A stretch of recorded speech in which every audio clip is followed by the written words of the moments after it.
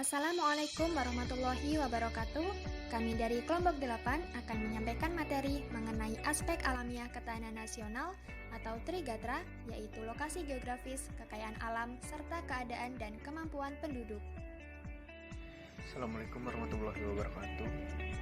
Nama saya Arfian Tumaini, NIM 7311420292. Di sini saya akan menjelaskan mengapa perlu ketahanan nasional dalam tinjauan aspek alamnya.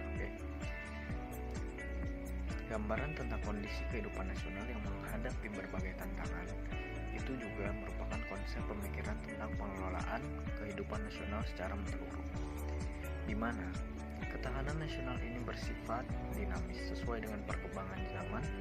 Sebagai sebuah kondisi, ketahanan nasional memberikan gambaran tentang keadaan yang harus terwujud agar kita sebagai sebuah bangsa dapat mempertahankan kelangsungan hidup dan membangun kejayaan nasional sehingga terwujud tujuan nasional yang telah ditetapkan. Keberadaan ketahanan nasional dapat ditinjau dari beberapa aspek, baik aspek alamiah, sosial, maupun aspek ekonomi. Ditinjau dari aspek alamiah, ketahanan nasional sangat diperlukan mengingat keberadaan suatu negara tentunya memiliki kondisi-kondisi alamiah dari negara tersebut. Keberadaannya antara lain seperti tak mungkin jika suatu negara dapat berdiri tanpa adanya keadaan dunia. Ya, seperti itu. Terima kasih. Assalamualaikum warahmatullahi wabarakatuh. Perkenalkan, nama saya Dimas Rakasena Mukti Gofara, NIM 61014200149. Saya akan menjelaskan tentang letak dan kondisi geografis negara Indonesia. Geografi adalah wilayah yang tersedia dan terbentuk secara alami oleh alam nyata. Kondisi objektif geografis sebagai modal dalam pembentukan suatu negara merupakan suatu ruang gerak hidup suatu bangsa yang di dalamnya terdapat sumber kekayaan alam dan penduduk yang mempengaruhi pengambilan keputusan atau kebijakan politik tersebut. Dalam kehidupan berbangsa dan bernegara, kondisi geografis berpengaruh terhadap sikap dan tata laku negara. Sebaliknya, sikap dan tata laku negara berpengaruh baik positif dan negatif terhadap kondisi geografis sebagai tata hubungan antara manusia dan lingkungannya. Letak geografis adalah letak suatu daerah dilihat dari kenyataannya di bumi atau posisi daerah itu pada bola bumi dibandingkan dengan posisi daerah lain. Letak geografis ditentukan pula oleh segi astronomis, geologis, geografis, dan sosial budaya. Indonesia merupakan negara kepulauan. Negara kepulauan adalah hasil keputusan Konvensi Perserikatan Bangsa-Bangsa tentang hukum laut, yang berarti suatu negara yang seluruhnya terdiri dari satu gugus besar atau lebih kepulauan dan dapat mencakup pulau-pulau lainnya.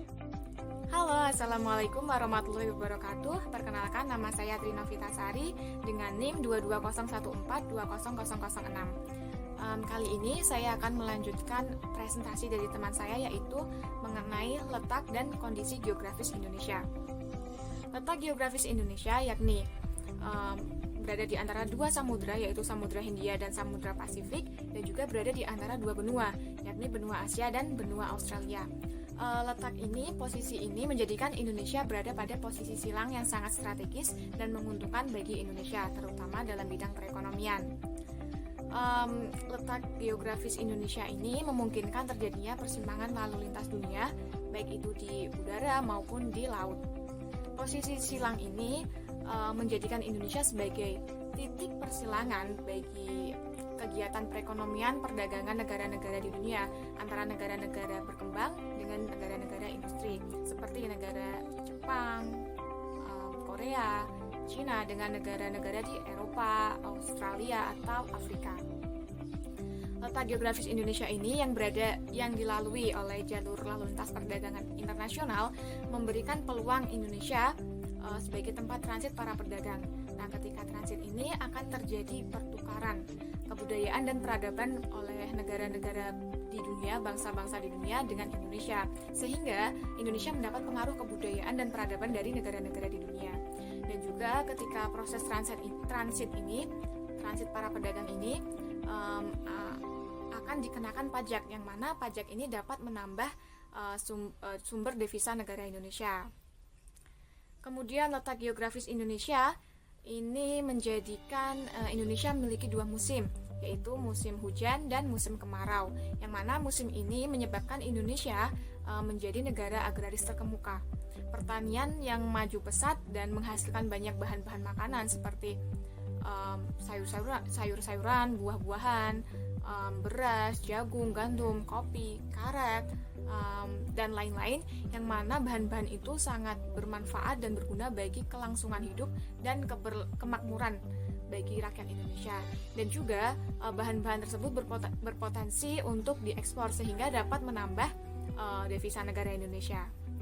Kemudian dalam bidang sosial dan politik, posisi geografis Indonesia ini memudahkan Indonesia untuk menjalin hubungan dengan negara-negara di dunia, dan juga memudahkan Indonesia untuk ikut serta dalam percaturan politik internasional. Assalamualaikum warahmatullahi wabarakatuh.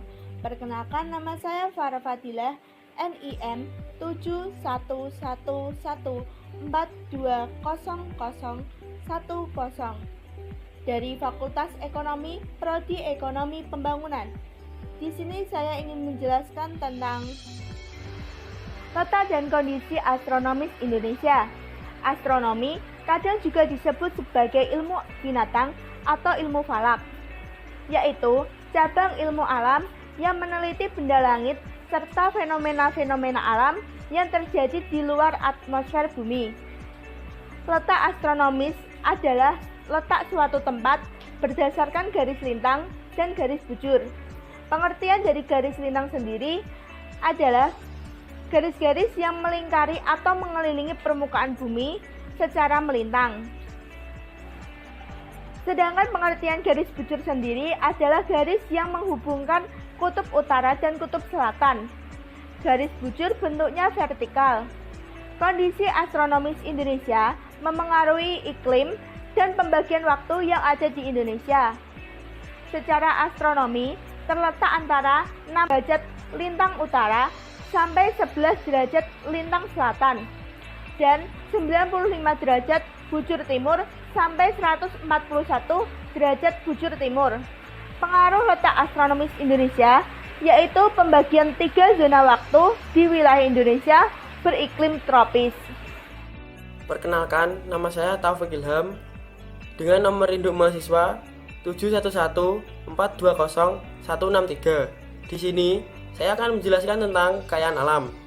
Kekayaan alam suatu negara merupakan segala sumber dan potensi alam yang terdapat di muka bumi, laut, dan udara yang berada di wilayah kekuasaan negara tersebut, di mana kekayaan alam Indonesia telah ditetapkan berdasarkan pada yang pertama, TAP MPR nomor 4 tahun 1973, yang kedua, batas-batas landas kontinen yang telah disetujui antar negara tetangga, yang ketiga, zona ekonomi eksklusif 200 mil yang diukur dari garis-garis pangkal laut, yaitu jalur di luar laut wilayah Indonesia sebagaimana ditetapkan pada Undang-Undang Nomor 4 PRP tahun 1960 tentang perairan Indonesia. Kekayaan alam berdasarkan sifatnya. Yang pertama, kekayaan alam yang tidak dapat diperbaharui atau non-renewable resource adalah kekayaan alam yang jumlahnya terbatas karena penggunaannya lebih cepat daripada proses pembentukannya, dan apabila digunakan secara terus-menerus akan habis. Contohnya, minyak bumi, gas, emas, besi, nikel, dan barang tambang lainnya. Yang kedua, kekayaan alam yang dapat diperbarui atau renewable resource adalah kekayaan alam yang terus ada apabila penggunaannya tidak dieksploitasi secara berlebihan. Contohnya, tumbuhan, hewan, mikroorganisme, sinar matahari, angin, udara, tanah. Kekayaan alam berdasarkan jenisnya. Yang pertama, hewan atau fauna. Kekayaan alam hewan dapat berupa hewan liar maupun hewan yang sudah dibudidayakan. Pemanfaatannya dapat sebagai pembantu pekerjaan berat seperti kerbau dan kuda, atau sebagai sumber bahan pangan seperti unggas dan sapi. Yang kedua, tumbuhan atau flora. Tumbuhan ini merupakan sumber daya alam yang sangat melimpah. Organisme ini memiliki kemampuan untuk menghasilkan oksigen atau pati yang melalui proses fotosintesis. Oleh karena itu, tumbuhan merupakan penyusun atau produsen dasar rantai makanan. Pemanfaatan tumbuhan oleh manusia diantaranya: yang pertama, bahan makanan, misalnya seperti padi, jagung, gandum, tebu. Yang kedua, bahan bangunan, misalnya seperti kayu jati, kayu mahoni. Yang ketiga, bahan bakar atau biosolar, misalnya seperti kelapa sawit. Yang keempat, obat, misalnya seperti jahe, daun binahong, kina, dan mahkota dewa. Dan yang terakhir, digunakan sebagai pupuk kompos. Nama saya Farela Salsabila Imawan, NIM 34014201007. Selanjutnya yaitu ada bahan tambang. Sumber daya alam hasil penambangan memiliki beragam fungsi bagi kehidupan manusia, seperti bahan dasar infrastruktur, kendaraan bermotor, sumber energi, maupun sebagai perhiasan. Berbagai jenis bahan hasil galian memiliki nilai ekonomi yang besar, dan hal ini memicu eksploitasi sumber daya alam tersebut. Contohnya yaitu minyak bumi. Ada aftur untuk bahan bakar pesawat terbang. Yang kedua, batu bara dimanfaatkan untuk bahan bakar industri dan rumah tangga. Yang ketiga, bauksit sebagai bahan dasar pembuatan aluminium. Lalu ada tujuan pengelolaan kekayaan alam. Yang pertama, menyelaraskan hubungan manusia dengan lingkungan hidup sebagai salah satu bagian dan tujuan pembangunan manusia Indonesia seutuhnya. Yang kedua, memanfaatkan sumber daya alam secara bijak dan terkendali. Yang ketiga, membentuk manusia Indonesia yang mencintai dan berperan sebagai pembina lingkungan. Yang keempat, untuk memperoleh manfaat yang sebesar-besarnya dari segenap potensi sumber alam yang tersedia untuk meningkatkan kesejahteraan dan keamanan bangsa dan rakyat Indonesia berlandaskan wawasan Nusantara. Adapun pemanfaatan kekayaan alam tersebut sebaiknya dimanfaatkan berdasarkan asas maksimal, lestari, dan berdaya saing. Yang pertama, maksimal memiliki arti memberi manfaat yang optimal untuk pembangunan dan menjaga ketimpangan antar daerah. Yang kedua, lestari berarti pemanfaatan kekayaan alam harus didasari kebijakan yang memperhatikan aspek kelestarian alam demi kepentingan generasi yang akan datang dan kesinambungan pembangunan. Sedangkan berdaya saing berarti bahwa pemilikan kekayaan alam tersebut dapat memperkuat bargaining position dalam hubungan dengan negara lain serta mengurangi ketergantungan. Saya Ardiantito Prastiwi dengan NIM 7111420096. Di sini saya akan menjelaskan tentang keadaan dan kemampuan penduduk. Faktor penduduk turut mempengaruhi pelaksanaan wawasan Nusantara. Ada beberapa faktor penting yang harus kita perhatikan terkait keadaan dan kemampuan penduduk dalam pelaksanaan wawasan Nusantara. Yang pertama, faktor yang mempengaruhi jumlah penduduk. Beberapa faktor yang mempengaruhi jumlah penduduk adalah kelahiran, migrasi pendatang baru, orang yang meninggalkan wilayah asalnya, pertambahan angkatan kerja, serta pertambahan tenaga kerja. Secara umum, pertambahan penduduk membawa dampak positif dan negatif bagi manusia. Beberapa dampak positif antara lain tersedianya tenaga kerja, bertambahnya jenis usaha lokal, meningkatnya investasi atau penanaman modal karena makin banyak kebutuhan manusia, dan meningkatnya inovasi karena penduduk dipaksa untuk memenuhi kebutuhannya. Sedangkan dampak negatifnya adalah meningkatnya angka pengangguran, kriminal, kemiskinan, makin banyak limbah dan polusi, serta ketersediaan pangan yang semakin berkurang. Saya Kiki Fatmala dengan NIM 341420098. Di sini saya akan melanjutkan materi tentang keadaan dan kemampuan penduduk. Yang kedua, faktor yang mempengaruhi komposisi penduduk. Komposisi penduduk mencakup umur, jenis kelamin, tingkat pendidikan, suku bangsa, agama, dan berbagai aspek lainnya. Lebih lanjut, komposisi penduduk juga dapat dipengaruhi oleh perpindahan penduduk, fertilitas, serta mortalitas. Yang ketiga, faktor yang mempengaruhi distribusi penduduk. Dalam pelaksanaan wawasan Nusantara, pemerintah wajib membuat kebijakan yang mengatur persebaran penduduk agar merata dan aman. Persebaran penduduk yang tidak merata dapat meningkatkan masalah sosial dan ancaman terhadap pertahanan serta ketahanan nasional. Assalamualaikum warahmatullahi wabarakatuh. Saya Rina Nafita Dewi dengan NIM 22014-20015. Saya akan menjelaskan hubungan antar gatra di dalam Trigatra. Gatra-gatra dalam sistem ketahanan nasional akan saling berkaitan satu sama lain dan tidak dapat berdiri sendiri. Kelemahan yang ada dalam satu gatra akan melemahkan gatra yang lainnya dan memengaruhi keadaan keseluruhan sistem. Baik, untuk yang pertama adalah hubungan antara geografis dengan kekayaan alam. Lokasi dan posisi geografis akan menentukan jenis kekayaan alam yang dikandungnya. Persebaran sumber daya alam sangat dipengaruhi oleh aspek-aspek geografis, seperti iklim, jenis tanah, perairan, dan sebagainya. Indonesia sendiri memiliki iklim tropis, dan dengan angin mussonnya, menyebabkan tanah di Indonesia sangat subur, sehingga Indonesia memiliki banyak sekali keanekaragaman hayati. Selain itu, posisi Indonesia yang diapit oleh dua samudra menyebabkan Indonesia memiliki banyak sekali kekayaan biota laut. Kemudian, lokasi geografis yang mengandung sumber kekayaan alam menentukan pengelolaan dan distribusinya. Misalnya, lokasi laut dikelola dan dimanfaatkan oleh nelayan untuk mencari ikan, atau dimanfaatkan oleh masyarakat sebagai objek wisata bahari. Selain itu, lokasi darat juga dikelola atau dimanfaatkan untuk lahan pertanian, kegiatan industri, objek wisata, maupun tambang. Yang kedua adalah hubungan antara geografis dengan kemampuan penduduk. Hal ini tidak bisa dipisahkan dengan mata pencarian penduduk, di mana sangat erat kaitannya dengan lokasi, posisi, dan kondisi geografis. Misalnya, masyarakat yang berada di pesisir pantai mayoritas bermata pencarian sebagai nelayan. Masyarakat yang berada di dataran rendah mayoritas bekerja sebagai petani. Sedangkan masyarakat yang berada di wilayah dataran tinggi, mereka lebih banyak bekerja sebagai petani atau pekebun dan juga peternak. Selain itu, adat dan istiadat penduduk pun banyak dipengaruhi oleh kondisi geografis tempat tinggalnya.